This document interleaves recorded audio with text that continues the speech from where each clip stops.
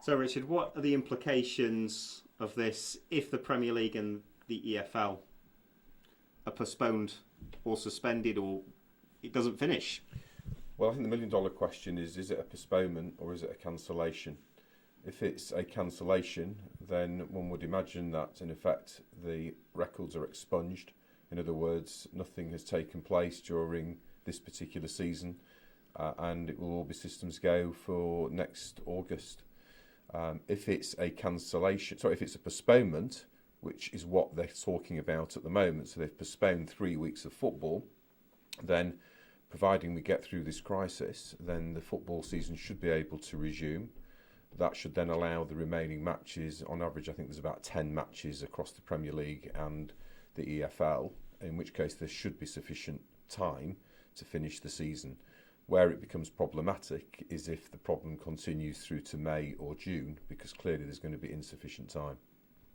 From a legal perspective, would, for example, a club like Leeds United have a case if a Premier League place was taken away from them, really?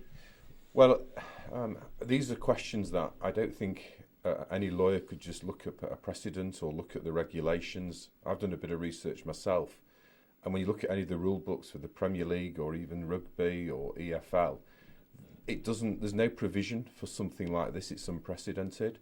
So in effect, they're going to really have to make the rules up as they go along. One would imagine they'll probably take a democratic vote, and if it's based on a vote of all of the clubs, so all the clubs will have a say, then I suppose it's the majority that will eventually decide what the ruling is. But I would imagine the majority will probably say, because of the integrity of the competition, because of what's happened, it's probably best to start all over again, which unfortunately is very disappointing for the likes of Liverpool, Leeds United fans and West Brom. But we are in unprecedented times. I've never known anything like this. It seems to be changing rapidly. 9:30 last Thursday, Premier League said all systems go. They'd follow the government guidelines, but by the morning it had all changed, and that's clearly what's happening. If we are following the same trajectory as Italy, which appears to be the case, then on a personal note, I think there's going to be grave doubt whether we can even get any form of competitions or open public arenas. Maybe not until the summer. We don't know. And this is not just football. This is right across the board, isn't it, with sports? What are the financial implications for some of the clubs?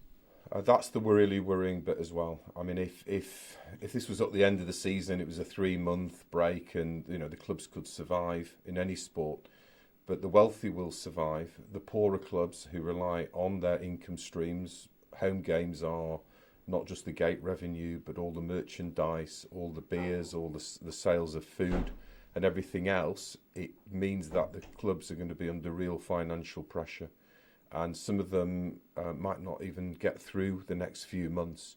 They have a hand-to-mouth existence. We know that many of the Football League clubs are on the brink anyway. They cannot sustain any period without income coming in from gate receipts.